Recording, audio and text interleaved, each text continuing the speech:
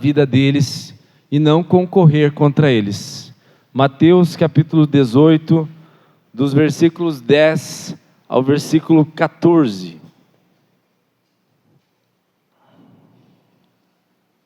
A palavra do Senhor nos diz: Vede, não desprezeis a qualquer desses pequeninos, porque eu vos afirmo que os seus anjos nos céus veem incessantemente a face do meu Pai celeste.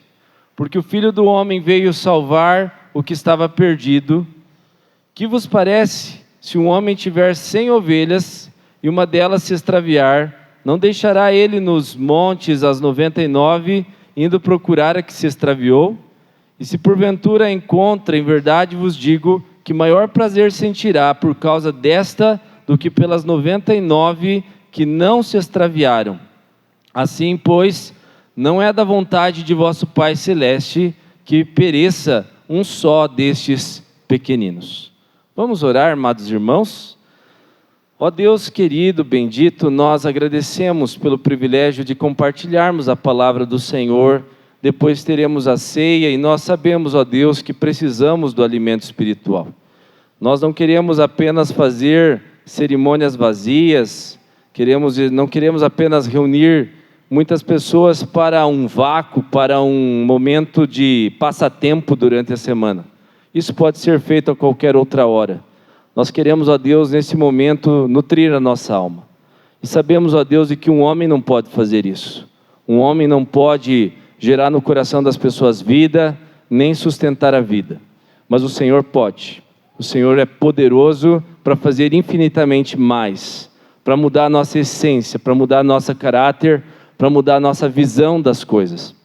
E é por isso, ó Deus, que eu clamo a Ti, Senhor, que pela Sua misericórdia venha falar ao nosso coração e que a Tua palavra nos encha de júbilo, nos encha de expectativas positivas, que nós possamos ver aquilo que o Senhor pode fazer naquilo que nós achamos que é impossível. Em nome de Jesus, amém. No nosso mundo, as pessoas vivem relações de poder muito conturbadas. As lutas por poder, elas começam a dividir a sociedade. Dividem em cores, negros e brancos disputam poder. Nas esferas políticas também há disputas de poder. Nós vemos também disputa de poder de classes sociais, de povos. O homem vive em guerras, porque as pessoas não têm facilidade de servir umas às outras. Nós buscamos o engrandecimento próprio, e quando nós buscamos o nosso próprio engrandecimento, nós sabemos que teremos que deixar alguém para trás. Nós teremos que pisar em alguém para que a nossa vontade seja feita. Mas quando Deus nos chama para vivermos o reino, Deus nos chama para que nós possamos viver uma nova realidade de vida, um novo proceder, uma nova visão com novos alvos. Os discípulos de Jesus aqui estavam empolgados nessa fase, mesmo Jesus falando várias vezes que era chegado o momento dele partir, dele dar a vida e ressuscitar ao terceiro dia, sofrer nas mãos dos gentios. Os seus discípulos estavam empolgados porque 3 deles viram Jesus transfigurado em um monte de Jerusalém. E eles estavam pensando assim: se o Império Romano é poderoso, se os impérios do passado foram poderosos, imagine como será o reino do nosso Senhor Jesus Cristo. Ele será majestoso, glorioso. E aí eles começaram a disputar por poder, e eles queriam ocupar os lugares dentro do reino de Jesus. Chegou ao cúmulo da mãe de 2 de seus discípulos vir até Jesus e pedir para que um sentasse à direita e outro à esquerda. E havia uma disputa porque um dos apóstolos estava se destacando. O apóstolo Pedro, ele ali do capítulo 16 até o 19, é citado várias vezes no Evangelho de Mateus, mas era citado positivamente e algumas vezes negativamente. Então, eles estavam discutindo entre eles quem seria o maior no reino de Deus. Aí Jesus sabia que estava acontecendo isso, mas eles não falaram nada para Jesus porque eles discutiam entre eles. Até que Jesus então entrou com o assunto e disse: quem é o maior no reino dos céus? E aí ninguém falou nada, porque ninguém queria dar a cara para bater. E aí Jesus, então, ele chama uma criança que tinha na casa e ele disse assim, para começo de história, se vocês não se converterem, se vocês não se tornarem como uma criança no sentido de dependência, no sentido de humildade, no sentido de confiança, vocês não podem nem entrar no reino dos céus. Quanto mais querer disputar quem que é o maior e quem que é o menor.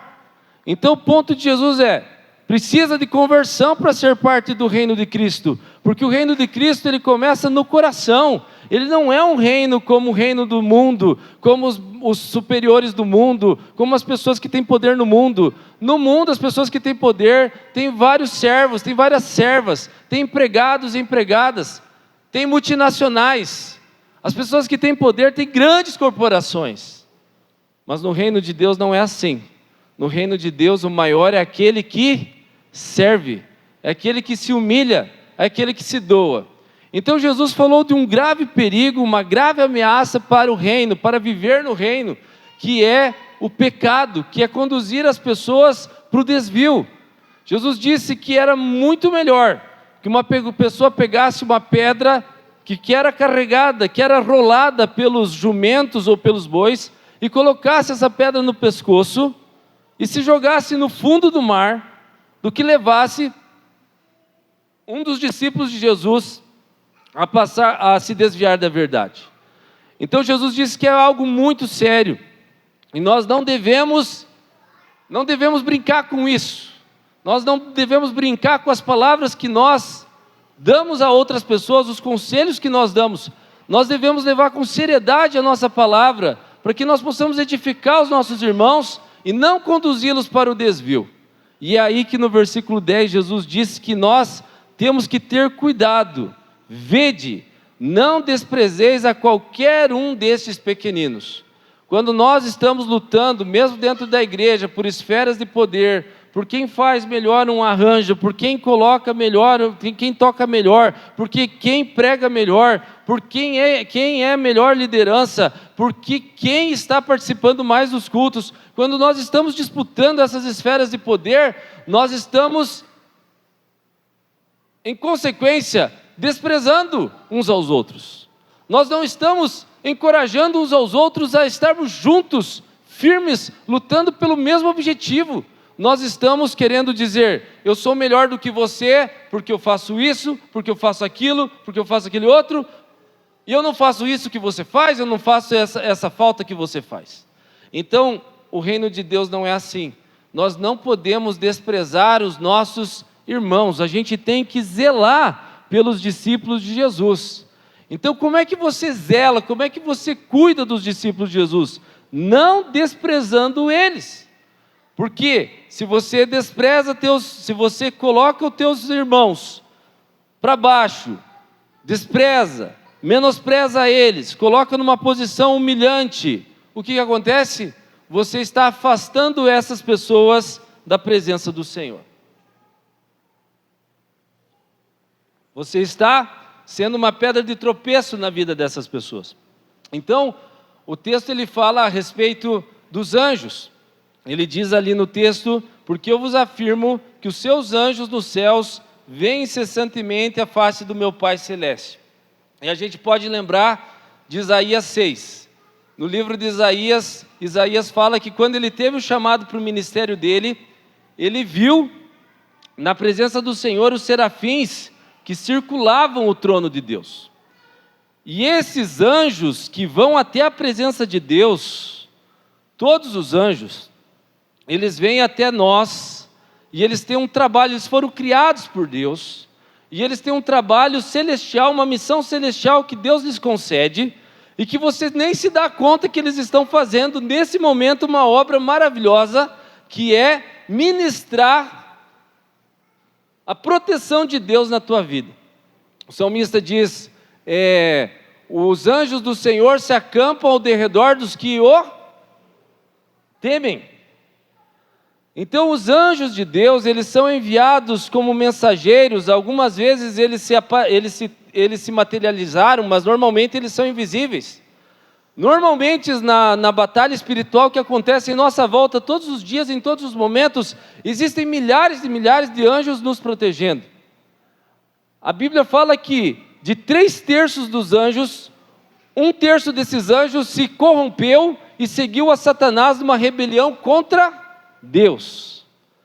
Então, como existem anjos te protegendo, anjos te amparando, anjos que estão gerando oportunidades para que você possa se encontrar com pessoas que precisam do Evangelho, ou para que pessoas que possam te ajudar possam se encontrar com você, existem também uma guerra espiritual com anjos malignos que estão dispostos a tirar você do caminho.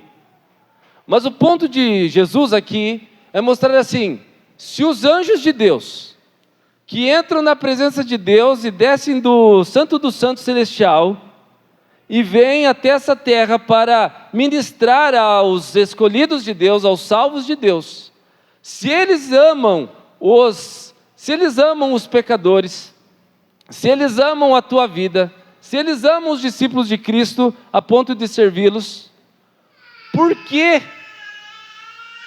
que você vai desprezar os teus irmãos? Se os próprios anjos estão nesse momento, nesse local, batalhando espiritualmente para proteger a tua vida, de coisas que eu nem tenho noção do que está acontecendo aqui espiritualmente nessa noite. Eu sou um tapado espiritual, eu não consigo ficar vendo os anjos lutando aqui dentro. Mas eles estão fazendo coisas que estão além do nosso alcance de compreender e de imaginar. Se eles lutam pela vida dos discípulos de Jesus, por que você vai desprezar teus irmãos? Então, cuidar dos irmãos é não desprezá-los, é você entender que Deus tem um propósito, é você entender aquilo que Paulo falou ali em Filipenses capítulo 2, versículo 3, que os teus irmãos devem ser considerados por você como superiores a você. Você deve considerar cada um dos que estão aqui como um alvo do teu ministério, como um alvo do teu serviço. É isso que é viver no reino. Viver no reino não é puxar a brasa para o meu assado. Viver para o reino é entender que existe uma missão celestial, transcendental, que os anjos de Deus, que são incontáveis, que estão ao derredor, só os que estão ao derredor do trono são fora de controle de calculadora. E se os anjos estão empenhados na transformação de vidas, por que você vai competir com os anjos? Por que você, por causa de ter uma posição que você acha que é superior, você vai fazer coisas que vão ser de concorrência? Deus nos chama a sermos um só povo e lutarmos a mesma missão celestial que Deus tem. Deus tem uma missão de salvamento, uma missão de edificação, uma missão de crescimento do seu povo. E nós somos chamados a colaborar e não a desprezar os nossos irmãos. No versículo 11, ele diz assim: porque o Filho do Homem veio salvar o que estava perdido. Jesus veio em resgate para pagar o preço da nossa salvação. Em Lucas 15, Jesus vai usar a mesma ilustração da ovelha perdida para falar com os fariseus, com os religiosos que desprezavam os publicanos e pecadores. Então, em Lucas 15, o objetivo da história de Jesus, da ovelha perdida, é mostrar que Deus tem um plano evangelístico para alcançar as almas perdidas, que Ele deixa as 99 e vai atrás daquela que se perdeu. Aqui Jesus não está falando com religiosos que desprezavam os pecadores. Aqui Jesus está falando com os seus discípulos. Está lhes ensinando sobre viver dentro do reino. E Ele está dizendo assim num plano pastoral: nós sabemos que muitas pessoas podem vir a se desviar do caminho do Senhor. Por algum escândalo, por alguma dúvida, por algum sofrimento, por algum trauma. Uma pessoa pode hoje estar cansada na sua fé e pode estar desanimada dos caminhos do Senhor. Então Jesus, Ele olha para os seus discípulos e Ele diz assim: que vos parece? Se um homem tiver 100 ovelhas e uma delas se extraviar, não deixará ela nos montes as 99, indo procurar a que se extraviou? E se porventura a encontra, em verdade vos digo que maior prazer sentirá por causa desta, do que pelas 99 que não se extraviaram. Jesus está nos chamando a participar do seu ministério pastoral. Você e eu, meus irmãos, somos chamados a sermos pastorzinhos, pastorezinhos, pastorazinhas, que vão atrás das pessoas que estão se desencaminhando na sua fé. Existem vários irmãos que têm lutas semanais atrozes, difíceis, e que precisam de bons aconselhamentos, que precisam de boas conversas, que precisam de uma visita, que precisam de um cuidado, que precisam de um carinho, que precisam de um abraço, que precisam de alguém que estenda-lhes a mão.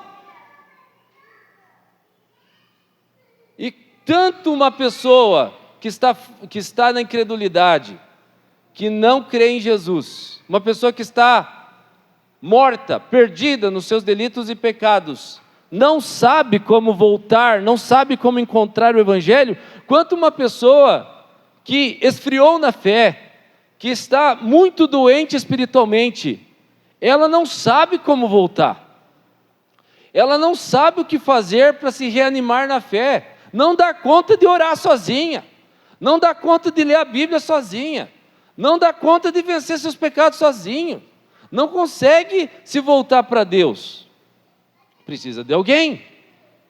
Claro que Deus faz coisas e Deus te coloca no lugar certo. Eu me lembro de 2 irmãos aqui dessa igreja que estavam andando uma vida meio distante do Senhor, e os 2 se acidentaram de moto na mesma noite, e aí eu fui lá visitar um de madrugada e ele urrava de dor e gritava lá, e nós ficamos no hospital uns dias lá com ele.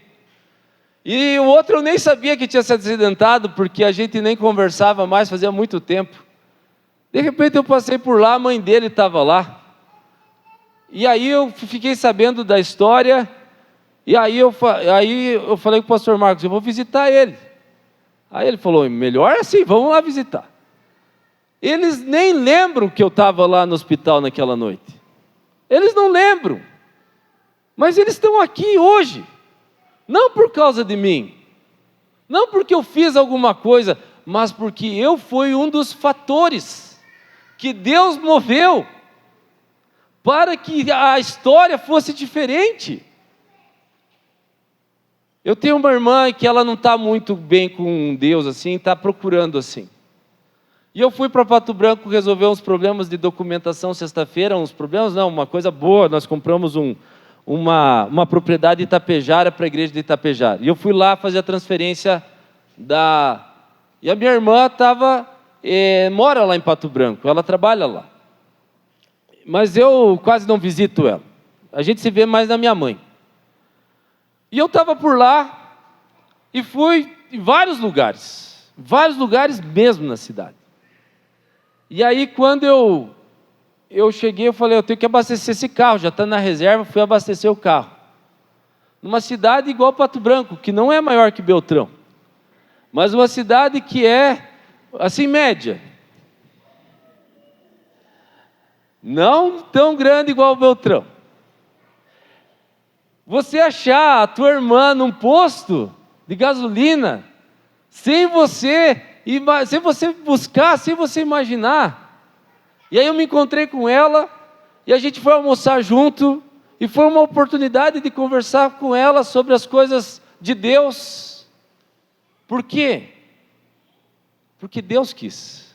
Porque Deus moveu as circunstâncias para acontecer isso. É Deus que está buscando. É Deus que está buscando as pessoas. É Deus que está buscando os que se desviaram. É Deus que está buscando. E se essa pessoa for do Senhor, meu irmão, ele vai voltar para o caminho do Senhor. Ele vai voltar. Posso ouvir um amém? Amém. Então, vamos ser pentecostal também um pouquinho. Vamos acreditar, meus irmãos, que Deus pode fazer uma obra no coração das pessoas, que Deus pode converter o coração das pessoas. Veja que o texto diz aqui que assim, pois, no versículo 13, e se porventura encontra, em verdade vos digo que maior prazer sentirá por causa desta, do que pelas 99 que não se extraviaram. Quer dizer, o prazer, meus irmãos, de Deus, está em buscar e encontrar aquele que estava perdido. Deus se agrada de nós, povo de Deus, estarmos reunidos, louvando, adorando, cantando louvores ao Senhor, ouvindo pregação. Deus se agrada, Deus se alegra. Mas, meus irmãos, a igreja, ela não pode ser voltada para dentro. Ela não pode ser voltada para dentro das quatro paredes. Se as nossas reuniões, leitura da Bíblia, oração, palavra, elas forem um fim em si mesmas, a igreja, ela vai minguar, ela vai se autodestruir. Nós precisamos ter a visão de Deus. Deus tem visão de procurar os perdidos. Tudo que fazemos aqui, toda essa prelação, toda essa palavra, toda essa música, toda essa oração, é para apontar para fora das quatro paredes, para levar o evangelho lá. Então nós precisamos da graça de Deus para a gente sentir essa alegria que Deus sente.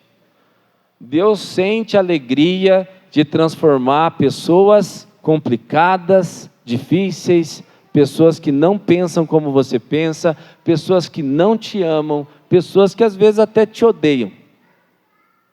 Deus não quer que você desista das pessoas.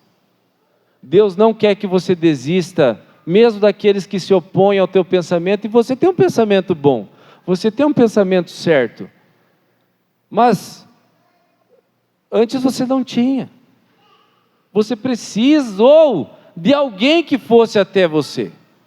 Então não despreze o que Deus pode fazer na vida das pessoas. E no versículo 14 ele diz assim: assim, pois, não é da vontade do vosso Pai Celeste que pereça um só destes pequeninos. Então Deus, ele tem uma vontade que, no caso, quando a Bíblia fala sobre a vontade de Deus, ela tem vários significados. Existe uma vontade que se chama preceptiva, que é, por exemplo, quando Deus ele dá a sua lei, quando Deus dá os seus mandamentos.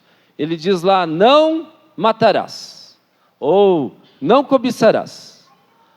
Essa vontade preceptiva de Deus, ela pode ser desobedecida. Existe uma vontade de Deus na Bíblia, que é a vontade determinante. Por exemplo, quando Deus disse, haja luz, Ele decretou que houvesse luz, e a luz raiou, a luz brilhou. E existe uma vontade chamada de vontade de disposição. Lá em Ezequiel 33:11, Deus fala que Ele não tem prazer na morte do ímpio. Mas por causa da justiça, Deus não é um sádico que gosta de ver pessoas queimando no inferno. É simbolicamente, mas sendo punidas no inferno. Deus, Ele não se agrada disso. E é por isso que Ele te chama para o evangelismo, Ele te manda evangelizar, porque Ele não se agrada da morte do ímpio. Mas por causa da justiça dEle, Ele precisa, como um Deus justo, executar o seu juízo sobre o pecado. Se esse pecado não foi apagado pelo sangue de Jesus, se Jesus não substituiu a pessoa, quando ele fala aqui no versículo 14, que a vontade do Pai Celeste é que não pereça, não é da vontade de vosso Pai Celeste que pereça um só destes pequeninos discípulos de Jesus, ele está falando da sua vontade determinante. Ele está falando que aqueles que são do Senhor Jesus, eles não se perderão. Em João 17, versículo 12, a palavra fala que dos que o Pai lhe deu, nenhum deles se perdeu, a não ser o filho da perdição, que estava determinado que trairia Jesus e que se perderia para longe de Jesus. O que isso nos traz, meus irmãos? Isso nos traz uma obra de grande consolo. Se você está vendo uma pessoa que ela está cochilando na fé, que ela está tirando uma férias da vida espiritual, você pode lutar pela vida dessa pessoa. Se você mesmo hoje está num tempo em que você não tem prazer na presença do Senhor, que você está vivendo mornidão espiritual, se você é de Deus, se você foi comprado pelo sangue de Jesus, se você foi chamado segundo o seu propósito, Deus não vai desistir de você. Deus não vai te deixar no desvio. Não importa onde você se desviou, os que são de Jesus voltarão para a casa do Pai. Ele não vai largar os que são dele à perdição. Ele vai trazê-los de volta. E isso hoje pode ser um chamado para você. Se você está distante dos caminhos do Senhor, se entregando ao pecado, se entregando a distorções, Deus está te chamando de volta para os braços dele, para a comunhão, para a intimidade, para o amor, para o relacionamento de amizade. Agora, se você está vivendo uma vida vibrante com Deus, se você está vivendo um relacionamento pulsante com Deus, Deus te chama a ser um instrumento na vida de outras pessoas que se desviaram do caminho do Senhor, que estão perdidas, ou porque não creram em Jesus, ou porque estão muito doentes espiritualmente, estão longe de Deus, mas são salvos, mas estão distante de Deus e precisam voltar para a vida. E Deus te chama para você ser uma ponte, a ir até essas pessoas que se desviaram e trazê-las e ser instrumento de Deus para acolhê-las, para fazerem-nas terem esse amor por outros perdidos. Então Deus está te chamando, Deus está me chamando a sermos acolhedores e não desprezarmos os nossos irmãos. Às vezes uma pessoa está passando por dificuldade, ela procura a tua ajuda e você fica reclamando que a pessoa se abriu com você. Não faça isso. Não despreze as pessoas que estão pedindo ajuda. Não despreze as pessoas que estão com dificuldade nas suas casas. Não despreze porque você viu, às vezes, um pai fazendo uma atitude errada. Mas ele é discípulo de Jesus, ele pode ser tratado. Uma mãe, um filho, uma irmã, um irmão. Não despreze. Não sejamos como aquele momento que os discípulos de Jesus, eles não foram recebidos pelos samaritanos, e eles disseram assim: Senhor, permita-nos que desça fogo sobre essa cidade que não recebeu a gente. Não sejamos coração vingativo, só porque a pessoa se afastou da igreja aqui, não está mais entre nós, daí, que se vire, que se lasque. Não, vamos ter um coração que vai atrás, um coração que se importa, um coração que se preocupa, um coração que está disposto a correr atrás daqueles que estão longe, a ir conversar, a ir arguir os nossos irmãos. Meus irmãos, a igreja é uma comunidade de perdão e de recomeço. Nós só estamos aqui nessa noite porque nós fomos alcançados mais um dia pela misericórdia de Deus. O perdão de Deus nos alcançou novamente e nós estamos aqui recomeçando a nossa jornada com o Senhor.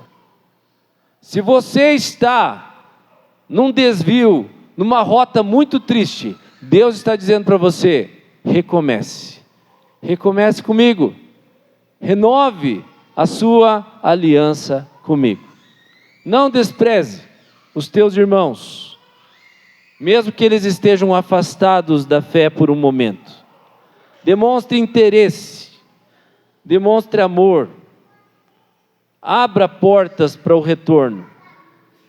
Não lute por ser reconhecido, lute para que o nome de Jesus seja glorificado em nossa comunhão. Não lute para dizer assim: eu que fiz esses pratos maravilhosos, eu que toquei essa música maravilhosa, eu que preguei esse sermão maravilhoso, eu que fiz isso, que visitei fulano de tal,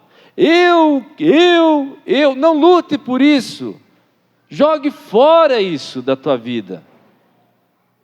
Que nós possamos lutar para que todos nós possamos estar juntos, cooperando pelo crescimento da fé evangélica, a fé no Evangelho de Cristo. Vamos lutar para que nossa igreja seja unida, seja vibrante no Espírito Santo, que a gente possa superar o orgulho, que a gente possa deixar o orgulho de lado, que a gente possa viver para a glória de Deus. Valorize o povo de Deus, porque Deus não quer que você se perca, porque Jesus, que é o bom pastor, veio atrás da ovelha perdida, e até mesmo os anjos, eles servem a igreja de Deus, levando eles para a redenção. Então, valorizemos o povo de Deus. Vamos nos colocar em pé para nós orarmos sobre esse assunto?